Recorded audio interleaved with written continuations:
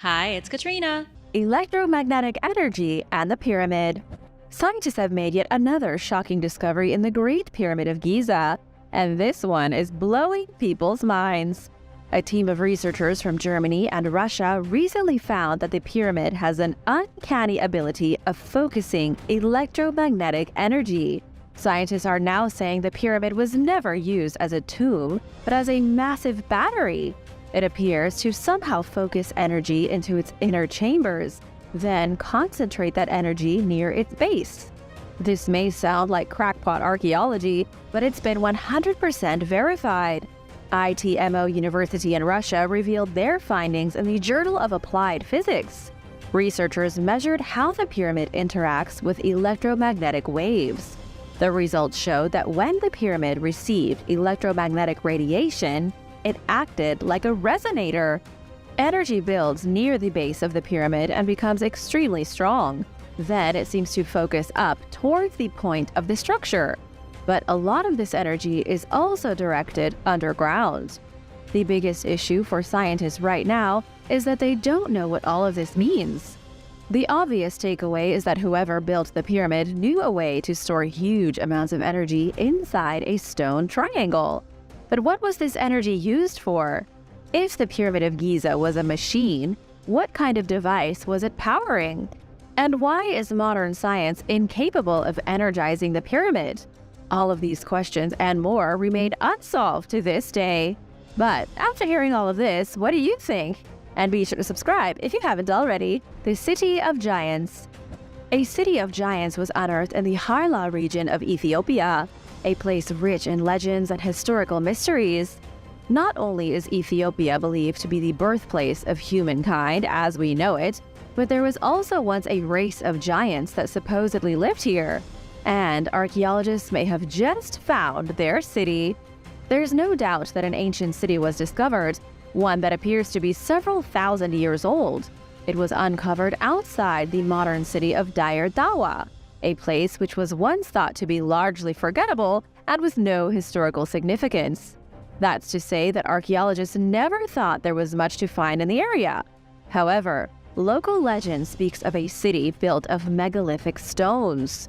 The boulders were said to be so big that only giant men would have been able to move them. It's hard to say when the rumors started, but they've been passed on from generation to generation.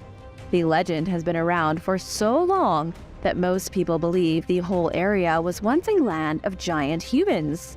But up until now, no evidence has ever been found of such a city. Amazingly though, that's all changed.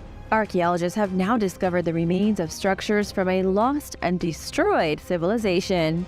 They've also found trading goods such as glass vessels and pottery from as far away as India and China.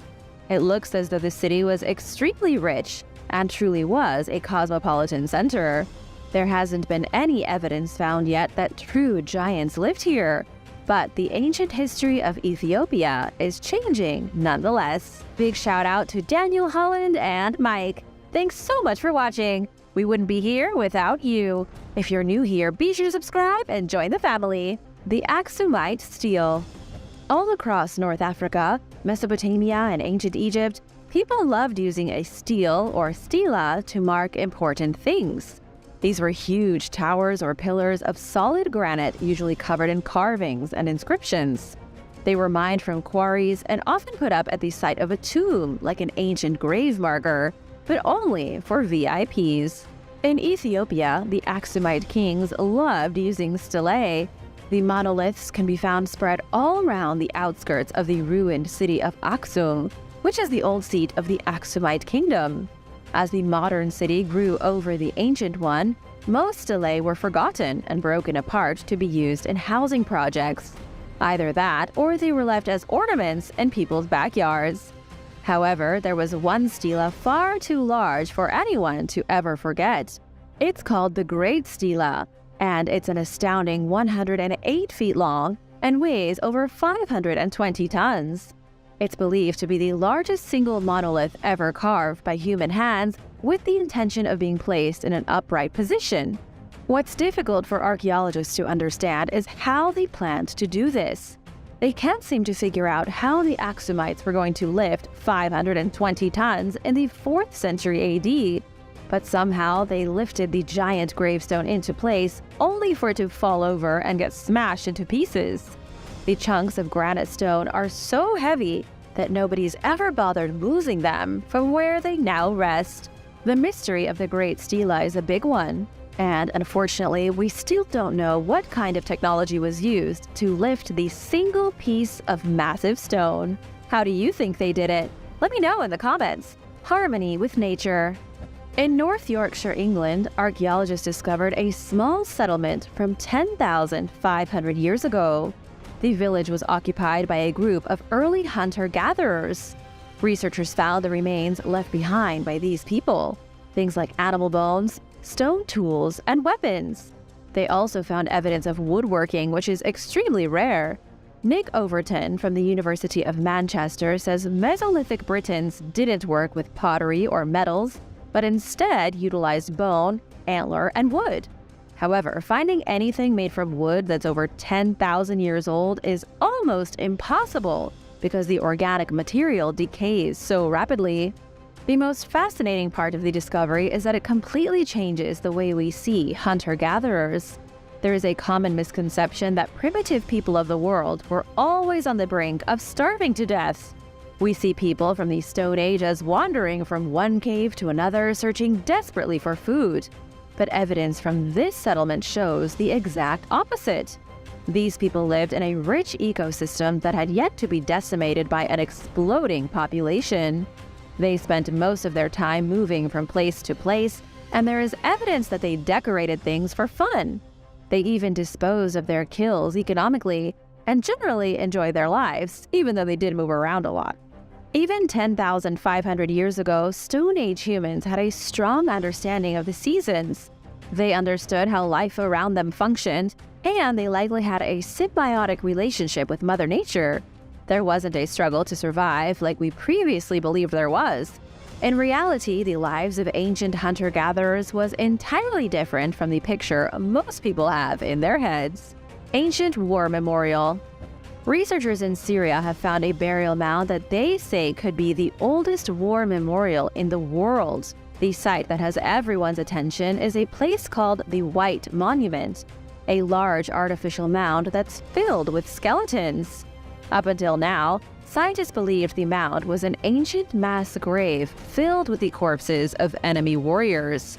But a new team of researchers is suggesting the mound is in fact a memorial for local soldiers who died in battle 5,000 years ago. If true, it could change everything we thought we knew about ancient warfare. Professor Ann Porter from the University of Toronto says it's important to remember that ancient people honored those killed in battle. They honored them in the same way we honor our fallen soldiers today. Similar mounds have been found across northern Syria, composed of dirt and filled with bodies.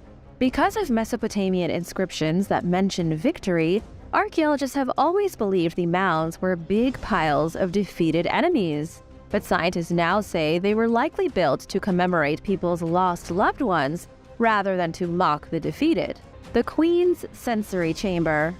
In the 1920s, archaeologists were busy excavating Amarna's North Palace in Egypt. The castle belonged to Princess Meritaten, the daughter of famous Queen Nefertiti and her husband, Pharaoh Akhenaten. As the archaeologists were investigating the palace, they came across an amazing masterpiece of ancient Egyptian artwork. The artwork was installed in the palace when it was built around 1347 BC. The mural covers the walls of a chamber with beautiful images of birds and other wildlife that you'd expect to find in a calm, natural environment. Scientists finally think they understand what the chamber was used for after discovering it 100 years earlier. They believe it was a relaxation chamber, a place designed to give the queen or the princess a unique sensory experience. It may even have been used by the staff members of the royal family so they had a place to unwind. It wasn't a boring white-walled break room with a microwave and a few folding chairs, but this was a place where people could go to take a load off during a busy day. The theory was put forward by Professor Christopher Stimpson from the Oxford University Museum of Natural History. He and his colleagues now refer to the chamber as the Green Room. They say it's a perfect example of how Egyptians were obsessed with extremely lush environments. However, this new theory is changing the way we look at how much the Egyptians loved nature. The architects of the room tried to create an immersive experience by blending the natural world with the building's internal architecture. Royal women likely spent a lot of time in rooms just like these to try and stay connected to the natural realm. The Minotaur. Famous archaeologist Sir Arthur Evans changed history when he discovered the Knossos Palace in Crete. Centuries before, travelers and eager explorers had searched the ruins of the island looking for evidence of the lost labyrinth. In Greek myth, Crete, an island in Greece, was home to King Minos, who lived in a grand palace and had his very own Minotaur locked up in a vast labyrinth. The story has been told for thousands of years, with many modern iterations still around today. In most stories, the Minotaur is evil. It eats sacrifices given to it by the king, and it's then slayed by the hero Theseus. It wasn't until 1878 that archaeologists found the remains of what appeared to be a labyrinth in Crete. All of a sudden, it looked like the myth of the Minotaur was rooted in reality. However, 1878 was a rough year, as the island was partially under the control of the Ottoman Empire, and it wasn't for another 22 years that Arthur Evans came along and officially found the labyrinth. He also discovered the Palace of Knossos, further evidence that the mighty King Minos really existed. But do these dusty old stones really prove there was once a beast with the body of a man and the head of a bull? The answer isn't as simple as you might think. There likely wasn't a real Minotaur, as that would be physically impossible. But there was something strange happening here 4,000 years ago. The nearby ruins were even found to contain colorful frescoes of the monster, and an extraordinarily great number of paintings depicting bulls. As to what was really going on here, it's anyone's guess. What do you think? Let me know in the comments below. An ancient diploma. A recent discovery by archaeologists in Turkey is showing just how sophisticated the Roman army was back in its heyday. They found a soldier service record that's approximately 1,898 years old. The record is a bronze military diploma with all the personal information of a man named Calcilius Antiquus. Professor Mustafa Hamdi Sayar from Istanbul University was responsible for translating the ancient text. He revealed that Calcilius Antiquus served in the Roman military under Emperor Hadrian, who ruled from 117 to 138 AD. Apparently, the soldier was given an award for his 20 years of service. According to the diploma, his reward was Roman citizenship and the right to marry. This discovery is shocking for many reasons. It gives us incredible insight into the bureaucracy behind being a Roman soldier. They didn't just layer people in armor and send them off to fight. These were trained men who had their records kept by officials and were awarded after a set amount of years for their service. Calcilius Antiquus was likely a soldier from the edges of the empire, but after 20 years of fighting, he was allowed to be an official Roman and was finally given the honor of taking a wife. Maya collapse. Scientists now know that the Maya civilization collapsed because they ran out of food to feed their massive population. But what scientists have never truly understood was the extent of the drought that decimated Maya crops. However, thanks to a new discovery at Lake Chichancanab, we are learning more about how the Maya civilization went extinct. Scientists analyzed sediment found underneath the lake, which is located on the Yucatan Peninsula in Mexico. They were able to identify a 50% decrease in annual precipitation between 800 and 1000 AD, which is an astronomical number. It now makes sense why so many people were fleeing Maya cities when they ran out of water to grow crops. However, scientists found that in the last 50 years or so before these civilizations collapsed, rain decreased by an astonishing 70%. For some reason, the rain just stopped falling, forcibly causing Maya civilizations to disintegrate. After centuries of thriving in the jungles of Mexico, Belize, and Guatemala, the Maya were wiped out because of the lack of precipitation. This new discovery changes history because now we can see for ourselves just how serious the drought was. It's also a stern warning for the future if another drought ravages the Americas. And now for number 1. But if you can't get enough, stay tuned for an earlier video you may have missed with even more discoveries that could change history. The Amazonian Pyramid. A new pyramid has been found in one of the densest and most remote parts of the Amazon jungle. Scientists identified a pyramid about as far from ancient Egypt as a person could get. In the middle of the thick Bolivian rainforest was once a towering structure that was built by an ancient Amazonian civilization. Archaeologists, including Dr. Chris Fisher from Colorado State University, identified the pyramid using advanced laser technology. Their laser beams penetrated the jungle canopy, revealing the remains of structures hidden beneath. This discovery is changing everything we know about life in the Amazon. Not only were the Amazonians extremely advanced, but they were so advanced they were beginning to build pyramids like many other civilizations that existed around the globe at that time. This was centuries before European explorers set foot in South America in the 16th century. Dr. Fisher described it as a landmark discovery and said it's likely the first of many to come. But it also raises a lot of questions. For example, who were the people building pyramids in the Amazon? And was the pyramid in the jungle used in the same way the Egyptians used theirs? Could this have been another energy device used by someone or something with advanced technological knowledge? Sadly, nobody knows the answer to any of these questions. Scientists are still struggling to identify ruins and lost cities in the Amazon using new laser technology. So, for now, we can only hope that new details will be revealed in the years to come. The Yellowstone eruption. A big question everyone is asking, is Yellowstone overdue for an eruption? There is definitely some activity going on since just this year flooding caused catastrophic damage. This powerful natural event didn't really have an impact on seismic activity, but it might be a sign of crises to come. 66 million years ago, during what scientists call the Cenozoic era, North America experienced a prolonged period of mountain building. Before this point, North America had experienced a lot of different landscapes. It had been covered by the ocean, then sand dunes, swampy tidal flats, and then vast plains where dinosaurs roamed. 66 million years ago, the mountains started forming. This was all thanks to volcanism, which helped sculpt the area of Yellowstone National Park. For example, the Absaroka Range in the north side of the park was formed by volcanic eruptions as recently as 50 million years ago. 16.5 million years ago could be considered the age of the volcanoes. This was when volcanic eruptions changed the landscape all the way to Idaho and as far as Nevada, creating a trail of over 500 miles long of calderas and pools of magma. These days, it's difficult to imagine Yellowstone ever erupting.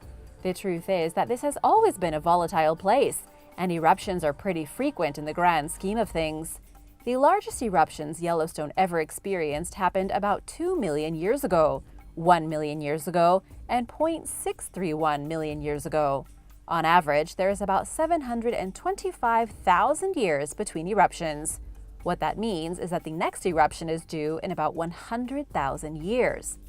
But scientists say this is meaningless because volcanoes don't exactly work on predictable schedules. Another catastrophe is 100% possible, and it could happen at any moment. Depending on the size, it could destroy the United States and even the world as we know it. But not all scientists are on the same page.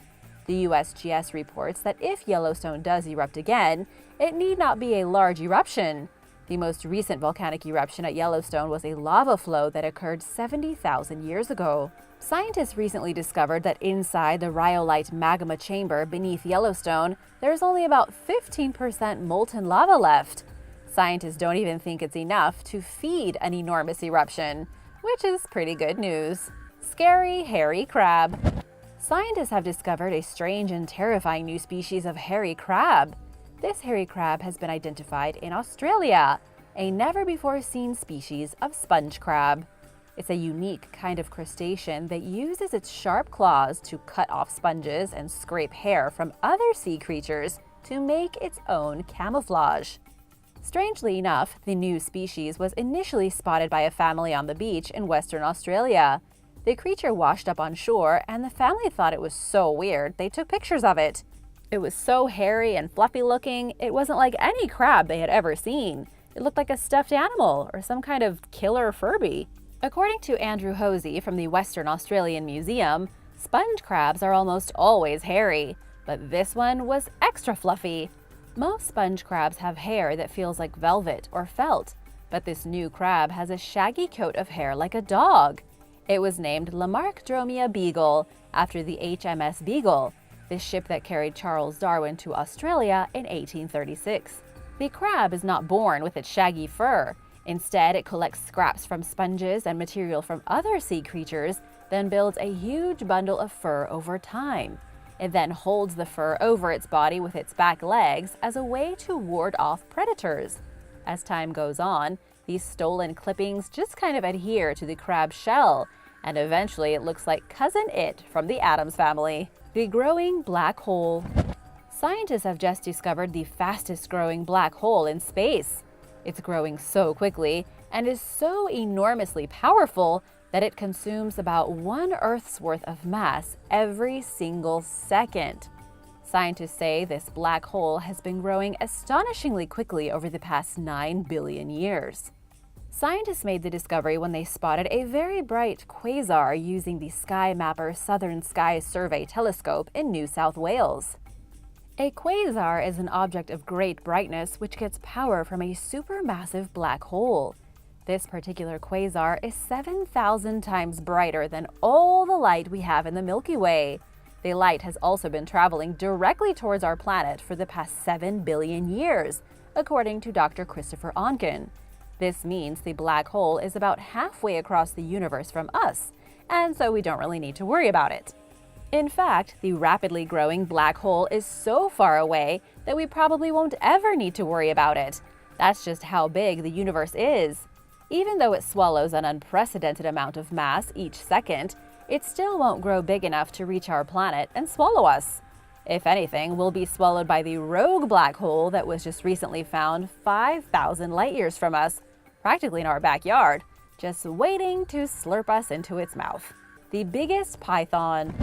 Terrifying pictures emerged on the internet in June of 2022 showing the largest python ever captured in the Florida Everglades. It took 3 men to carry this beast out of the forest, and even they had trouble. The monster python was almost 18 feet long and weighed an incredible 215 pounds. At the widest part of the serpent's body, she was 25 inches around.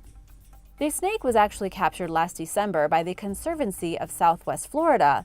They tracked the snake by using a decoy scout snake, a male python fitted with a GPS tracking device. The male went in search of the female, and he led the researchers straight to her. They then captured the snake, stuffed her into a bag, and took her to a laboratory. Unfortunately, she did not go peacefully into a zoo to be kept alive. This monstrous animal was instead killed and dissected. Scientists uncovered full animal hooves in her digestive tract, showing the snake had been eating fully grown white-tailed deer. This enormous python was so big and clearly deadly, it's a surprise it didn't eat a whole person before it was captured. It's shout-out time! Big thank you to Gabriel and Harris for supporting this channel. Be sure to subscribe if you haven't already to join the Origins Explained family. Shark-toothed monster. Scientists have found yet another terrifying creature, although this one has been extinct for a very long time. Researchers found what's been described as the creepiest dinosaur that ever lived. In fact, paleontologist Dr. Paul C. Sereno suggested people dress up as this new dinosaur species for Halloween. That's just how freakish it is. The new dinosaur species is called Pegomastax, and everything about it was pretty much terrible. It belonged to the Heterodontosaurus species. It had fangs, canines on its lower and upper jaw, making it almost look like a werewolf. The creature also had a thick and short snout, 2 legs, a body covered in quills, and was about the size of a cat. Researchers can't even totally agree on just how ugly it was.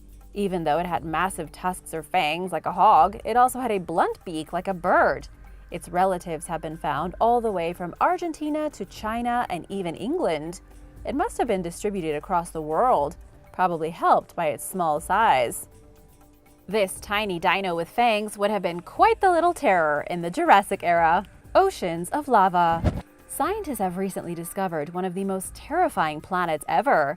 It's a planet that might look a lot like some people's version of hell.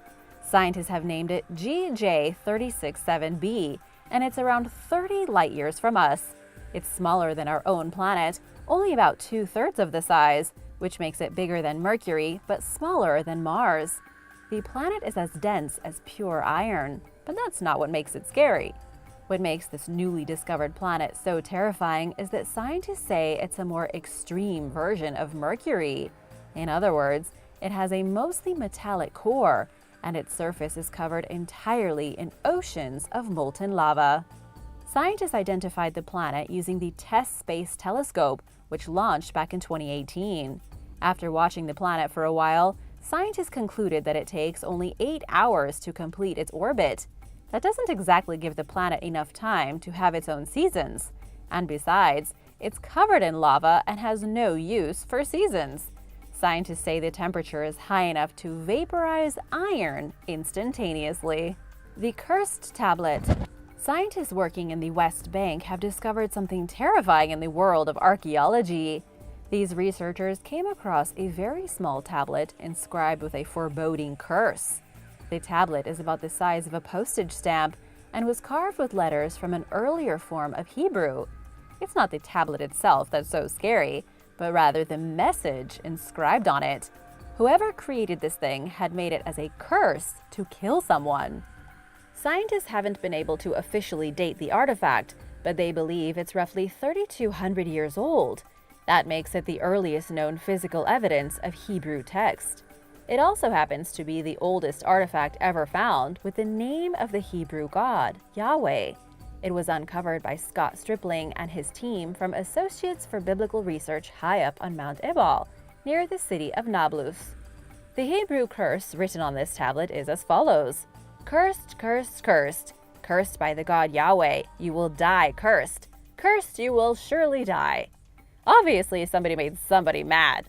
Archaeologists believe this was a curse meant to punish someone who didn't meet the obligations of a certain covenant.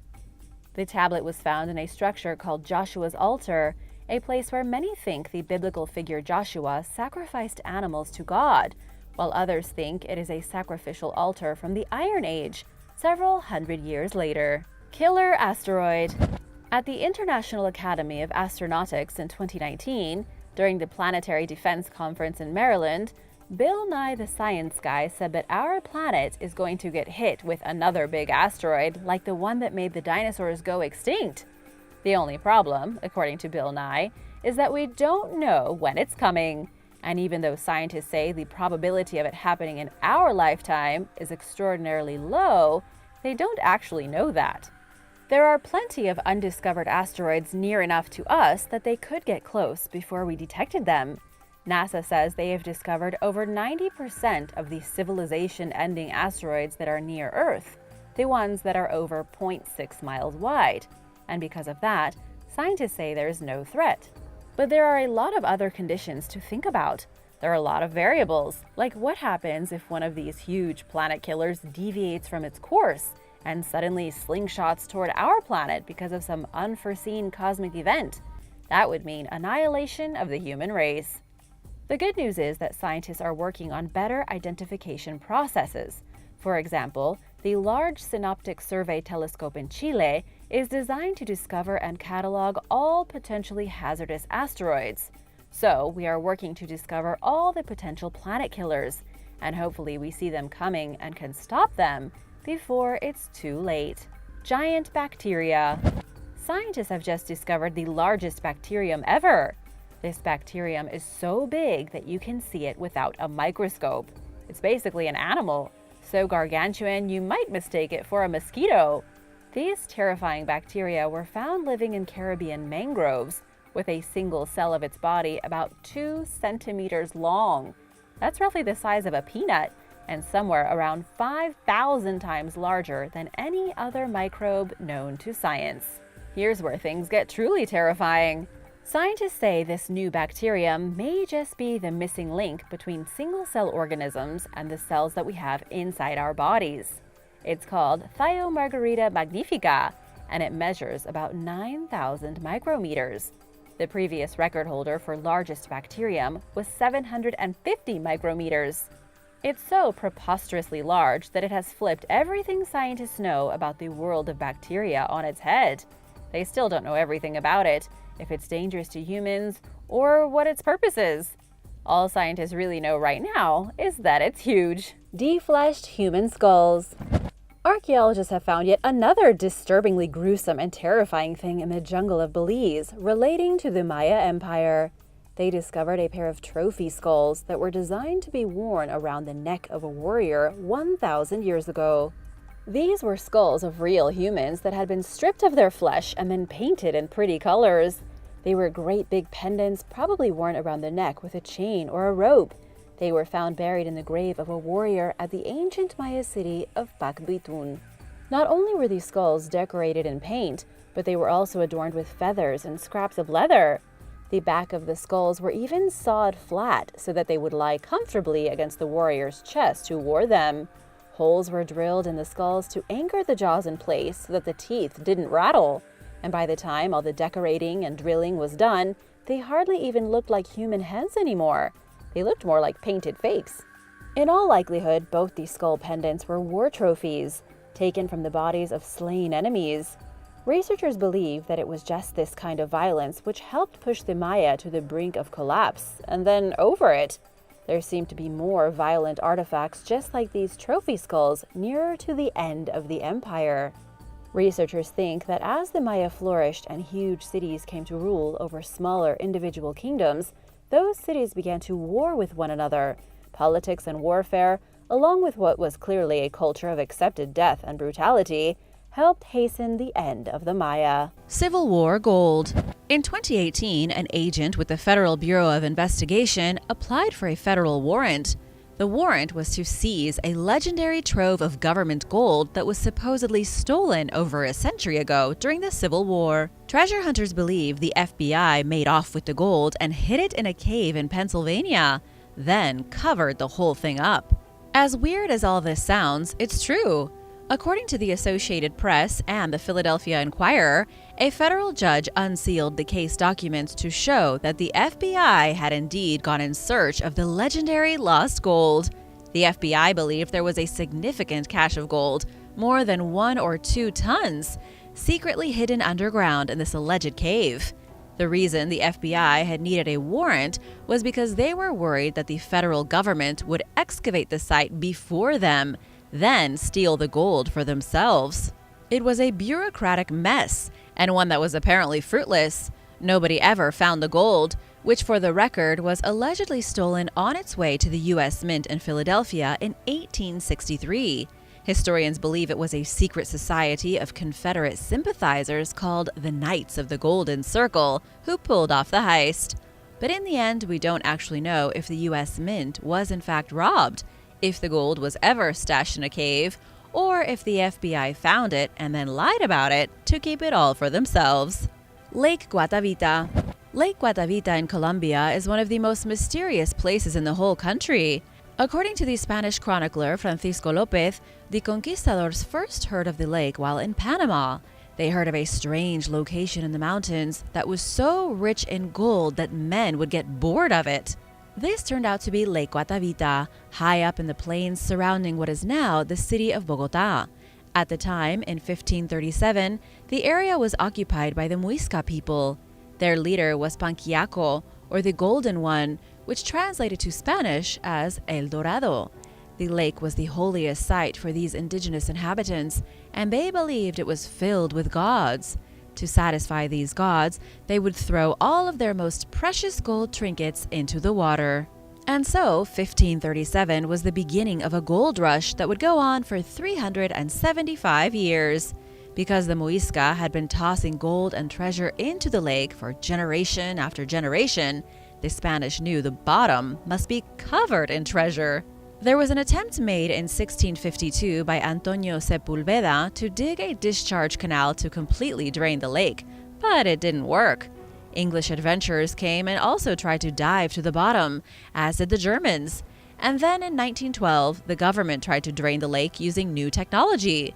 But as far as we know, the treasure is still down there, and nobody has been able to find it. Although there are still some conspiracies that say the government did find it and simply kept it all for themselves back in the early 20th century. The most ancient crown. Back in 1961, an Israeli archaeologist named Pesa Bar Adon accidentally found a massive hoard of ancient relics. Among these relics was what researchers say is the oldest crown in the entire world. It happened while Bar Adon was rappelling down a sheer cliff in the Nahal Mishmar region of the Dead Sea. He came across a cave that was like something out of Aladdin, an actual cave of wonders. Inside the dark confines of the cavern were over 400 prized artifacts made from ivory, copper, and bronze. These fantastic treasures dated back to the Copper Age, or around 3,500 BC, but possibly even earlier. But by far the most spectacular treasure of all was the crown, dated at 6,000 years old. It doesn't look like your typical crown, and it certainly wasn't studded with an assortment of diamonds and jewels. It's merely a circular piece of copper with what appear to be vultures decorating it, and some horn-like protrusions along the top. It definitely would have been imposing 6,000 years ago, but it doesn't look like much now. There was even a matching bronze scepter with similar antler-like protrusions. In the end, the treasure hoard still remains a mystery. Nobody knows why anyone would stick so many priceless goods into a cavern, or who wore this fabulous crown. Mosbys Treasure. There is said to be a treasure of immense value hidden in the forest of Fairfax County, Virginia. The treasure was worth $350,000 when it was buried in the 1800s. Today, it would be worth over $6 million. It all started with John Mosby, a Confederate partisan ranger, also known as the Gray Ghost for his lightning-fast raids and his ability to elude pursuers from the Union Army. It was in 1863 that Mosby took command over the 43rd Battalion Virginia Cavalry. These men were trained in guerrilla warfare. They didn't fight on the front lines, but instead snuck into camps at night to take prisoners and steal spoils. One of these raids was conducted on March 9, 1863. Mosby and his group of men raided the Fairfax County Courthouse in the middle of the night. And that was where they found $350,000 in gold and jewelry, a collection of countless heirlooms that had been taken by Union troops from homes in the South. Mosby and his team of rangers quietly left Fairfax, but on their way back to friendly territory, they came across a large detachment of enemy soldiers. To keep the treasure safe, Mosby and his most trusted sergeant left their detachment and buried the treasure under a tree. But that treasure was never seen again. At least not officially. Some say the sergeant double-crossed Mosby and went back to steal the gold, while others say Union soldiers found the hiding place. Some even say it's still buried there, but no one knows for sure. Big shout out to Says Who and Leon Welch. Thanks so much for watching and spending time with us. If you are new here, welcome, and be sure to subscribe if you haven't already. Victorio Peak Treasure. There is a great towering mountain in New Mexico called Victorio Peak, not far from the city of Hot Springs. It's here where one of the most famous treasures in the United States is supposedly hidden. Back in November of 1937, Milton Doc Noss, a local deer hunter, went in search of fresh water. That was when he found the entrance to a mysteriously hidden tunnel near the mountain's peak. Even stranger was that he found an old ladder that someone had placed there before, and it led deep into a cavern in the mountain. Deep inside, he found a chest filled with silver coins. But that wasn't all. There were passageways leading to other caverns, and almost every cave had chests full of gold and jewels. It was just too incredible to believe. Gold and diamonds and jewels weren't the only things Milton found inside those passages. He also came across dozens of human skeletons. He never learned who had been in the mountain before him, but soon after the discovery, he established legal ownership over the land and secured mining rights. He ended up extracting at least 200 gold bars from the cave, although there are said to be over 16,000 total. But then Milton started to go a little insane. He allegedly hid the gold bars all over the New Mexico desert. Then, in 1939, he accidentally caused a collapse inside the mountain using dynamite, sealing himself out of his own mine. Milton was murdered in 1949, and over the next 3 years, friends and family tried desperately to find the gold he'd stashed in the desert to no avail. In 1952, the United States Army took ownership of the collapsed mine and forced the Noss family off their own land. It's believed to this very day that the Army found out about the gold, moved in to steal it, and illegally pillaged that family's property. Island of Gold. In the Musi River of Indonesia, local divers recently discovered a small collection of artifacts. They came across gold rings in the muck of the riverbed, as well as precious beads and other unbelievable artifacts. The entire riverbed was found to be practically covered in jewels, and these jewels are old. By old, I'm talking over 1,300 years ago, from the 7th century AD. Researchers believe the artifacts at the bottom of the river likely belong to the Srivijaya Empire, and that they may have come from a mysterious lost island of gold. According to British maritime archaeologist Sean Kingsley, divers have been finding bits and pieces of the city for the last 5 years. Coins from different periods, statues of the Buddha, gems, and lots of treasure. Precious metals, temple bells, wine jugs, brilliantly made flutes shaped like peacocks, and so much more. All of this stuff would have likely been in the city of Palembang, located on the island of Sumatra and situated on the Musi River. Historical records from 7th century China say that there were over 1,000 Buddhist monks living here, and that it was a popular pilgrimage site for people on their way to India. However, war in 1025 with the Chola dynasty of India reduced this once powerful nation to dust, and the city of Palembang decayed and was swallowed by the river. Now it looks like the priceless treasure that once made this city rich is bubbling back to the surface. Although, unfortunately, no official archaeological excavations have been conducted, and as of right now, this site is a free-for-all. Unconfirmed reports claim that fishermen and greedy treasure thieves descend on the river at night and are making away with these small fortunes in gems and artifacts. Nazi gold in Lake Toplitz. In the Dead Mountains of Austria, about 40 miles from the city of Salzburg, lies Lake Toplitz.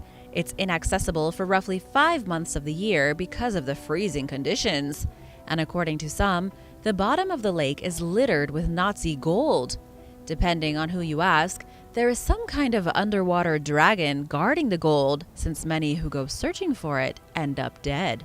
We know that in 1944, the German Navy established a testing station on the shores of the lake, testing things like torpedoes and weapons.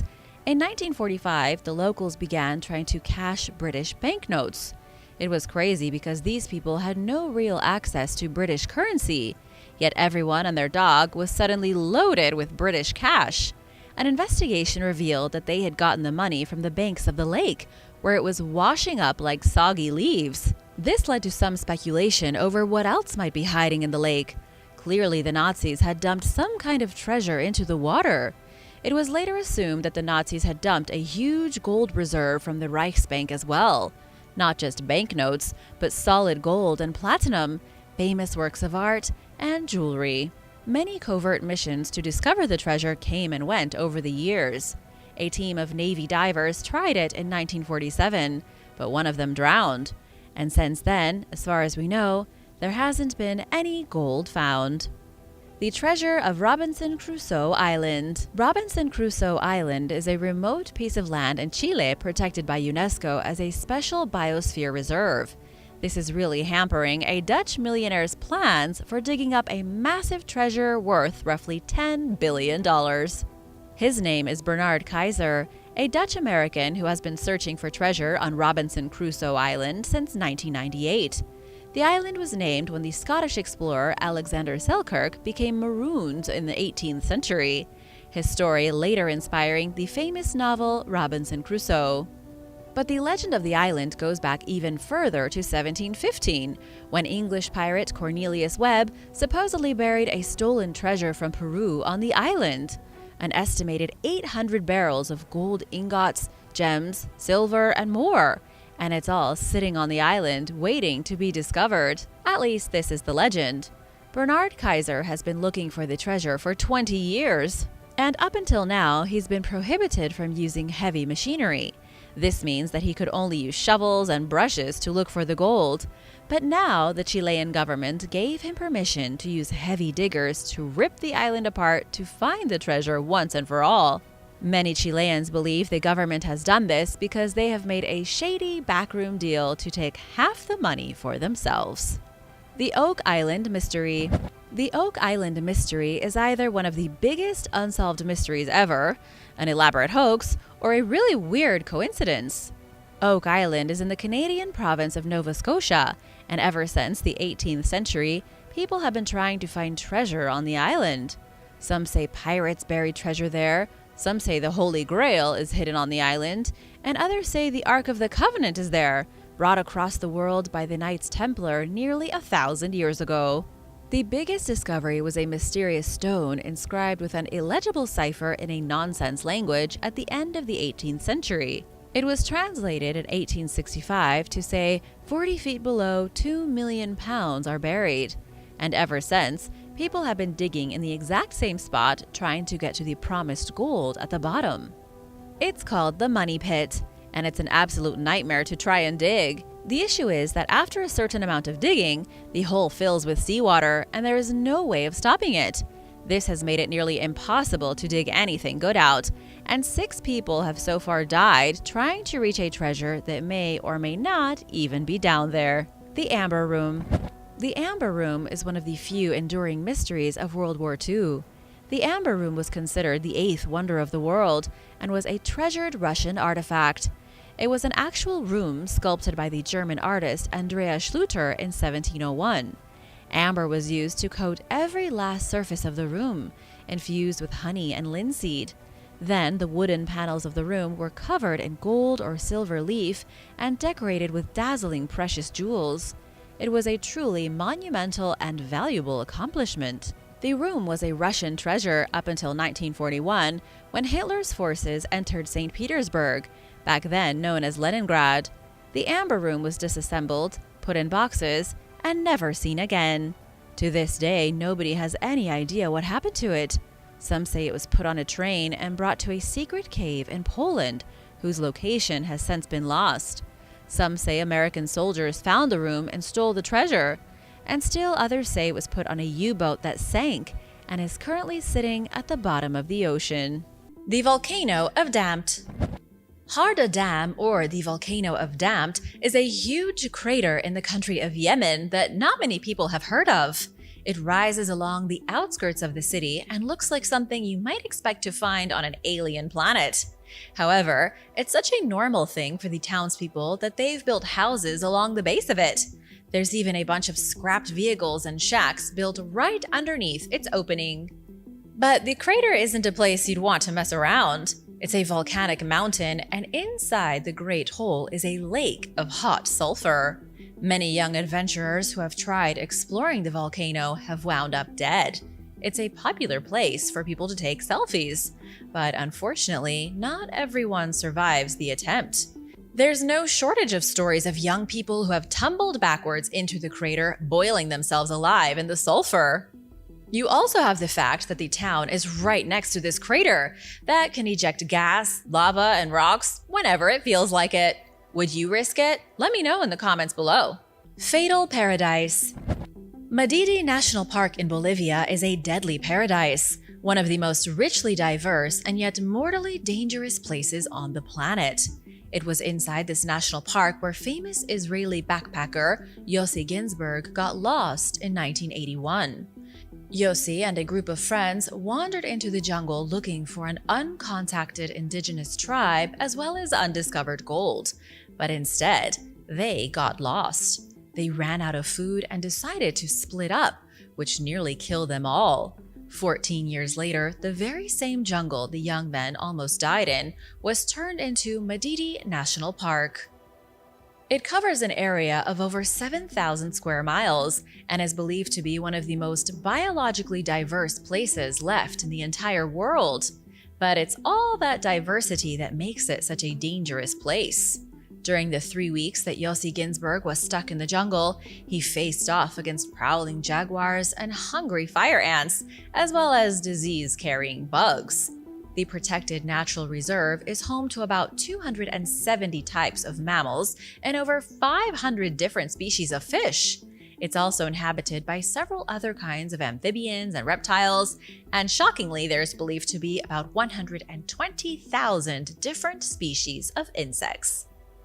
If the bugs don't infect you with disease and the predators don't bite you in your sleep, there is always the chance that you could get washed away in a torrential downpour. The rainy season turns the mountain roads into washed-out death traps. Africa's exploding lake.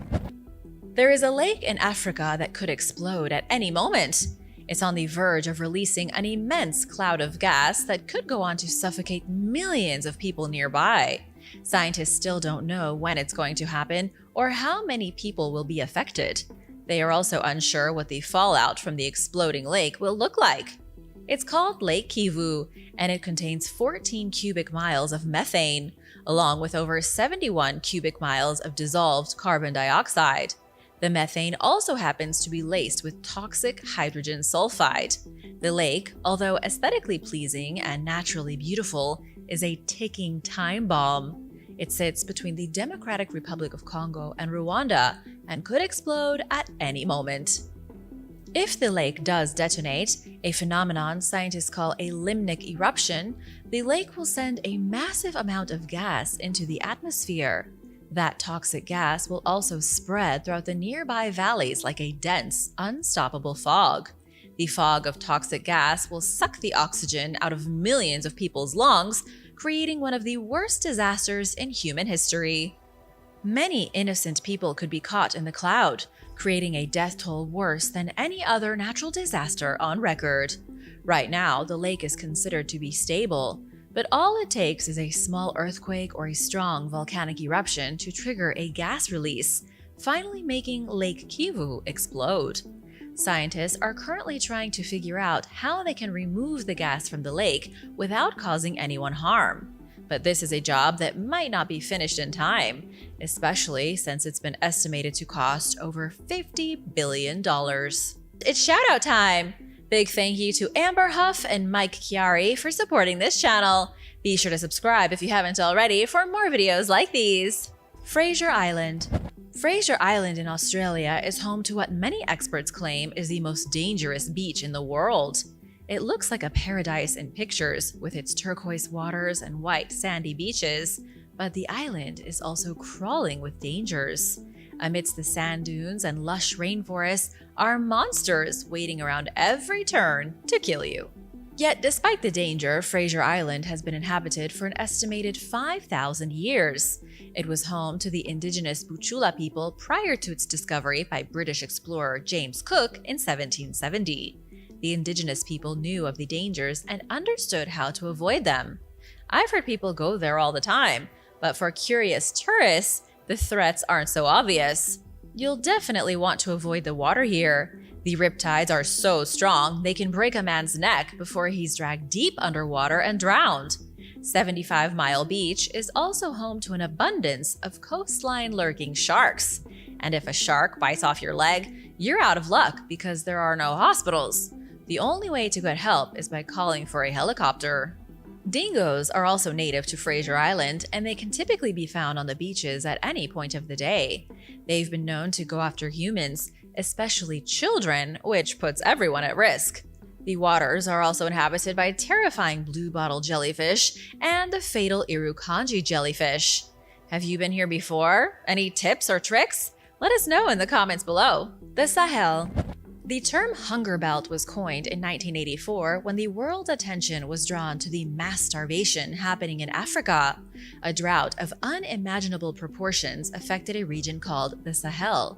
The Sahel is a massive strip that crosses Africa from west to east, going all the way from the Red Sea to the Atlantic Ocean. It's a miserable place, so dry and desolate that there isn't a single blade of grass. Those who lived here in the 1980s saw their livestock die and all sources of food go extinct. There was a horrible famine that broke out as a result, and it was the first time the world learned about desertification.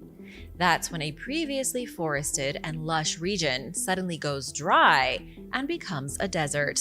However, the 1980s weren't the first time the Sahel region suffered a drought. Ever since records started being kept at the beginning of the 20th century, the area has been prone to wild shifts in its weather. The first recorded drought was in 1915, prompting locals to move south in search of more fertile ground. Then, in the 1960s, the rain came back and so did the farmers. But only 20 years later, the drought returned. These days, the Sahel is still one of the most dangerous places in the world for the simple fact that there's almost no food to eat. The strip of land is a kind of border between the Sahara Desert to the north and the fertile jungles to the south. It's not quite as barren as the desert, and nowhere near as lush as the savannas. The rain comes and goes, and so too do the droughts. The haunted Daring Wood. The woodlands surrounding the village of Pluckley in England are known as the Daring Woods. According to legends, it's one of the most dangerous woodlands in all of Britain. Pluckley itself is reported to be the most haunted village in the country. For centuries, it's been the source of ghost stories and folklore. The woodlands are said to be haunted by the ghost of a highway robber who was captured by the townsfolk and decapitated in the 18th century. But ghost stories and tall tales aren't the only things going on in the Daring Woods. Since the beginning of the 20th century, far more terrifying things have been found happening here. Unexplained deaths and mysterious disappearances have all been connected to Daring Wood. Locals reported seeing strange lights and sounds on Halloween night in 1948. The next morning, a dog walker came across the corpses of 20 people scattered amongst the leaves. The bodies of the victims showed no signs of struggle, and the autopsies failed to show any obvious cause of death. Police ruled that the 20 victims died from carbon monoxide poisoning and closed the investigation. They were criticized for covering up a sinister mystery, although the massacre has never been solved. Nobody knows what's wrong with the Daring Woods, or as the locals say, the Screaming Woods. The Underwater Volcano. The Hunga Tonga Hunga Ha'apai volcano was responsible for the largest recorded volcanic eruption in history. It blew its top on January 15, 2022, but it was only recently that a team of marine geologists from New Zealand confirmed the eruption to be the largest on record. It was so big that it triggered a devastating tsunami, and the explosion of the volcano created a sonic boom that went around the world twice. Luckily for us, the volcano is underwater.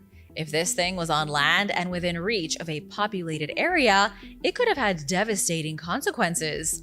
And even though it erupted underneath the ocean, the force of it was still powerful enough to shoot ash and steam into the atmosphere.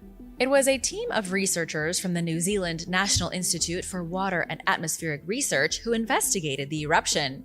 Using underwater robots, they determined that the Tongan volcano displaced about 2.6 million Olympic-sized pools worth of sea floor, the equivalent of 2 cubic miles. It was also the first eruption to break into the mesosphere. Kevin McKay, one of the researchers, called it a shotgun blast to the sky. For the people of Tonga, the eruption was intense and nerve-wracking, though it didn't cause any significant damage. But who knows what will happen if the volcano erupts again, maybe even with more force than the first time. The island of Tonga could be completely destroyed. The Skeleton Coast. The Skeleton Coast stretches for a whopping 976 miles, and it has one of the most inhospitable and deadly landscapes of anywhere in the world. It's located where the Atlantic Ocean crashes into the Namibian desert. It's one of the only places on the planet where the desert flows straight into the sea. The Skeleton Coast was perilous for seafarers for centuries, with its coastline littered with the bones of dead animals and people. Portuguese explorers used to call it the Gates of Hell in the 15th century, or the land God made in anger. The current that runs alongside the coast is so strong that even if you're only swimming in water up to your knees, you can get swept over 100 miles from the shoreline. And even if you could somehow swim back to shore, you would have a hard time making it past the 11 species of shark that live along the coast. The shoreline is frequently obscured behind a thick fog that makes navigation nearly impossible without modern instruments. For sailors in the 15th century, crashing into the skeleton coast was a very real threat. Even if they survived the sinking of the ship and made it to shore, they found themselves in a desert with no hope of survival. The sand dunes tower over the ocean like great golden mountains, and within the rolling sand hills is an unbearable heat. The area is also heavily patrolled by packs of hyenas and prides of lions searching for food. If you don't get eaten, you'll certainly die of thirst or be cooked alive by the sun. Jacob's Well. One of the most dangerous swimming holes in the world can be found in central Texas. In the village of Wimberley in Hill Country, Jacob's Well is a popular watering hole where locals can stay cool in the summer months. It's also a dangerous portal to an underwater graveyard where 12 scuba divers have perished. The hole took so many lives that the local government had to close it down, sealing it off forever. You can now only go 40 feet deep before you hit a metal gate. In order to gain access to the watering hole, you have to be a specially permitted scientific diver. There is no more recreational diving because Hill Country doesn't want to deal with any more deaths. Jacob's Well is the entrance to one of the longest underwater systems on the planet. 100 feet down is the opening to a cavern, one that goes on twisting and turning in such a way that most divers become confused and disoriented. There are tunnels and pathways in the cavern that make it almost impossible to successfully navigate. The winds of Mount Washington. On April 12, 1934, staff at the Mount Washington Observatory in New Hampshire recorded the fastest wind gust in history at 231 miles per hour, making Mount Washington the windiest place in the world. The mountain kept the record for 62 years until 1996. That was when an unmanned instrument station located in Barrow Island, Australia, recorded a wind gust of 253 miles per hour during a cyclone. Mount Washington isn't a large mountain when put up against some of the other great behemoths in North America. However, it can be one of the deadliest places in the world, with significant cold and snow along with severe icing. There are definitely colder places out there, but Mount Washington's combination of snow, wind, and ice make it more severe than most. It was a miracle that nobody was blown off the mountain and sent off like a kite during these strong winds in 1934, when the second fastest wind gust in history was recorded. The ruins of Malden Island. Far away in the Pacific Ocean is a tiny island called Malden, measuring a measly 15 square miles. The island currently belongs to the Republic of Kiribati, and there is nobody living on it. The only people who ever go to Malden are the occasional visitors by yacht that come to gaze at the mysterious unknown ruins that are found on the island. And of course, the dozens of bird species that stop at the island in the winter during their migration to the south. The island is named after navigator and explorer Lieutenant Charles Robert Malden, who explored it in 1825. Then an Australian company went to collect bat guano in the 1860s. That stopped by the 1930s, and then the UK showed up to test the H-bomb on the otherwise peaceful island. More recently, archaeologists have been interested in the strange ruins that were first identified by anthropologist Kenneth Emery from the Bishop Museum in Honolulu. It's Emery's theory that the strange remnants of structures on the island were left behind by a small population of Polynesians. He believed the group lived on the island for only a few generations before they vanished. But others believe these structures represent the ruins of a much older lost city. One of the more bizarre discoveries on the island is paved roads leading directly into the sea. If there were only 200 Polynesians living on the island, what in the world would they need roads for? They appear to be the remnants of a much larger system of highways, and similar highways were found on Rarotonga Island 1,000 miles away. There may have been a civilization here. perhaps one far more advanced than the early Polynesians.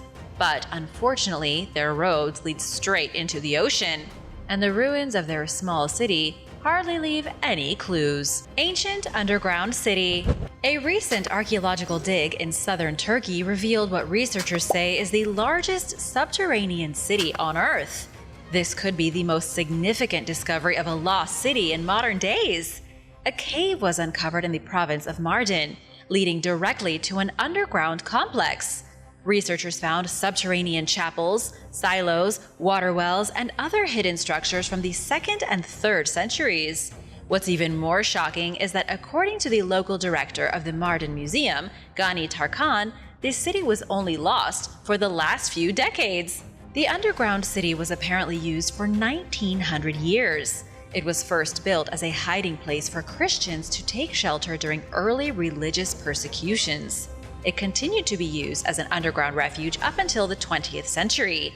It was in 1923, at the tail end of the Greco-Turkish Wars, that this city was deserted.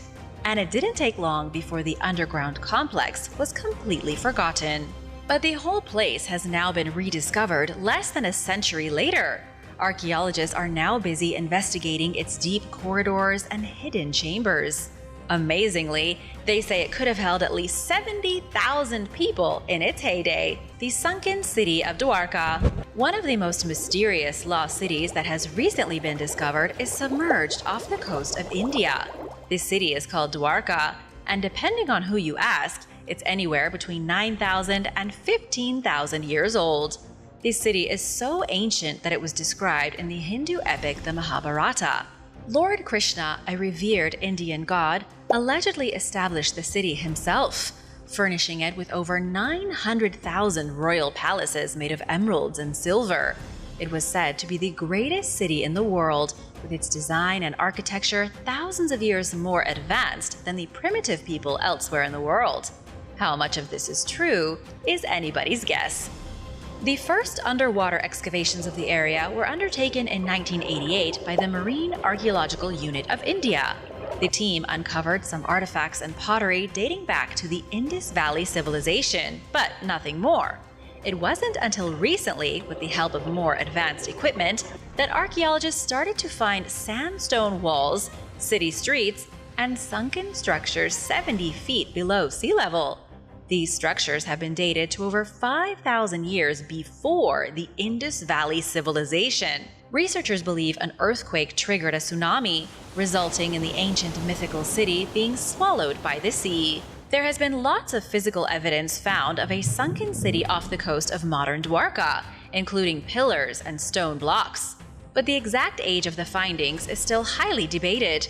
Some say they simply belong to the Indus Valley Civilization, while others claim these structures are evidence of Lord Krishna's shining Emerald City. Temple City in the Cambodian jungle. For the past 150 years, archaeologists searched through the Cambodian jungle for the lost city of Mahendra Parvata.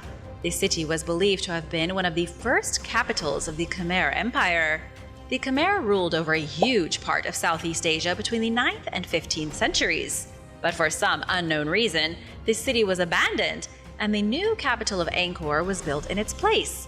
Over the next few centuries, the ancient city became concealed under the overgrown jungle. Modern archaeologists kept on finding artifacts and evidence of the city's existence, but never the city itself. However, that all changed when a team of international researchers confirmed its location in the Phnom Kulen mountain range in 2012. They have since uncovered over 600 never-before-seen remnants of the Khmer civilization. Shrines, temples shaped like grand pyramids, and unbelievable palaces were discovered by the researchers, all swallowed by the sweltering jungle. Unfortunately, the discovery is so new that we don't have a lot of concrete information. This city was built over 1,000 years ago, and it's so big it will likely take decades for archaeologists to document everything. It's also dangerous to visit because the landscape is still covered in unexploded landmines. The mines were left behind by the savage Khmer Rouge in the late 20th century. Pingyao. According to legend, the city of Pingyao was founded over 3,000 years ago in the 9th century BC. It was once the banking capital of China, the ancient equivalent of Wall Street during the Qing dynasty. And while this city was never technically lost, it has been rapidly buried under the modernization of New Pingyao. Its impressive city walls and historic architecture have largely fallen into disrepair and ruin. In the last few decades, unique ancient structures that have been around for thousands of years have been mostly destroyed. The ancient part of the city, meaning the historic part at the core of modern Pingyao, is very small. It's less than 1 square mile, and it's surrounded by a massive city wall that's about 40 feet high. This thing was built 20 feet thick at the top to keep out invaders, and it was secured by 6 gates which could be barred to keep people in or out. But like many modern cities that grew out of ancient capitals, Pingyao is layered. Experts are fairly certain that underneath certain structures of the city are the lost remains of the truly ancient site, the one that really is lost beneath the bricks of the city streets. Big shout out to Emilia Ramlo and Francis Steven Peralta. Thanks so much for watching and supporting Origins Explained. If you are new here, be sure to subscribe and join the family. The Mayan city of Sakzi. After decades of searching, scientists have finally found the lost Mayan city of Sakzi. Researchers say it was one of the greatest and most magical places ever built by the Maya, spanning over 100 acres of raw jungle 2,500 years ago. Its population peaked at about 1,000 in the year 750 AD, making it one of the smallest major cities of the Maya Empire. Other cities, such as Tikal, had an estimated 90,000 inhabitants. Researchers in Mexico had been trying to track down the location of the city since 1994, but they always came up short.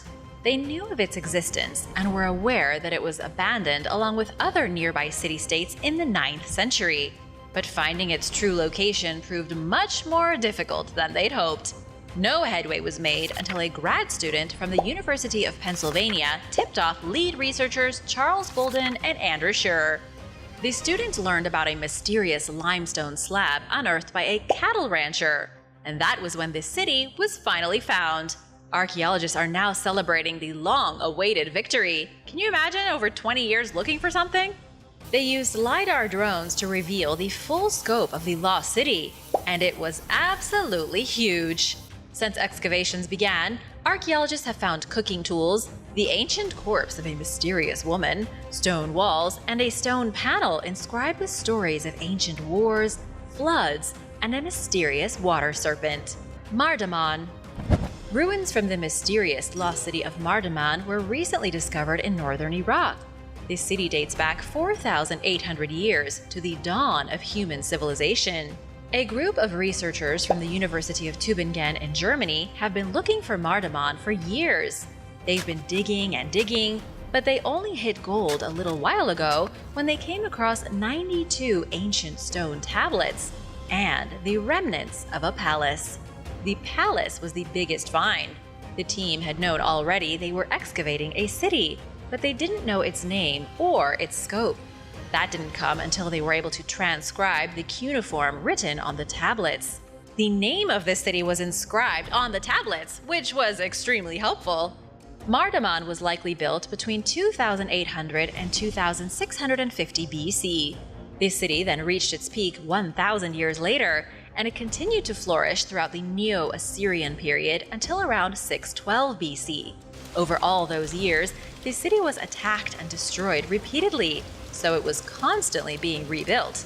This was all thanks to the city's location in a central position on the trading routes between Mesopotamia, Anatolia, and Syria. Its strategic position ensured that it stayed alive up until the Mesopotamian kingdoms began to fragment and fall apart in the years before the birth of Christ. Excavations are still ongoing, and it appears to be one of the only archaeological sites in Iraq that hasn't been looted. And so, archaeologists are hopeful that the site could reveal ancient Assyrian treasures. Old Urgench. Old Urgench was once one of the greatest cities in Central Asia. It was the wealthy capital of the little-known Khwarezm Empire. But in the Middle Ages, a series of disasters led the city to be abandoned, and it was largely destroyed. These days, only a few structures remain, such as the crumbling Torabeg Khanim Mausoleum. The city of Urgench was rediscovered in Turkmenistan, sandwiched between Uzbekistan and Iran. It was initially built at a crossroads where two busy caravan routes met. One of the routes moved between Persia and Russia, while the other connected China and the Byzantine Empire. In the 10th century, the Khwarezm Empire took control of the entire region, and the city continued to flourish. But then came the Mongol hordes led by none other than Genghis Khan. In 1221, the Khan of Khans burned the city to the ground and massacred everyone inside. Genghis then took it for himself and turned the city into an important trade center yet again. Then, 100 years later, the ruthless leader Amir Timur destroyed the city for a second time, and it was slowly abandoned. Only one building survives to this day, a tall tower that miraculously survived the attack by Genghis Khan over 800 years ago. Chanhudaro.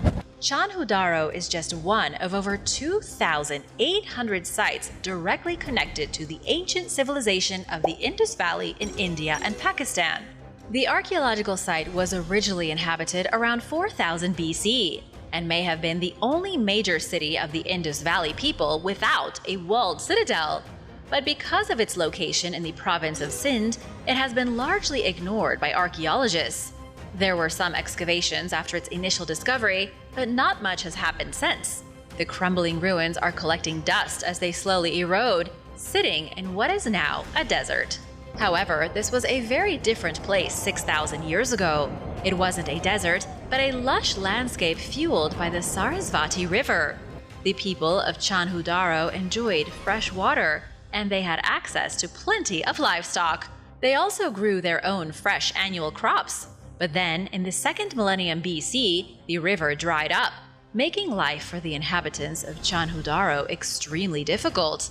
The citizens suddenly had a very hard time feeding themselves, and their city rapidly declined. Hundreds of other settlements along the banks of the river also dried up and were abandoned. The mighty Indus Valley civilization soon died out. Lost New Orleans. An amateur archaeologist believes he's found a lost city off the coast of New Orleans from 12,000 years ago. His name is George Gill, and he's a retired architect. He says granite stones have been uncovered over the past few years by fishermen near the Chandeleur Islands, which he believes is evidence of a lost civilization. George himself has visited the islands 44 times, scouring the land for signs of a lost city. George recently told CBS News that 12,000 years ago, somebody floated over 1 billion stones down the Mississippi River and assembled them outside of what is now the city of New Orleans. However, almost all evidence of that city is lost. George believes hidden under the water off the coast are the remnants of pyramids and other structures reminiscent of ancient Egypt. But just how much of George's theory could be true? Well, the truth is that fishermen have been pulling up unexplainable square blocks for the past 5 decades, but nobody knows how they ended up in the water. There are also the local shrimpers, such as Ricky Robin, who claims there's a peculiar magnetic phenomenon near the islands.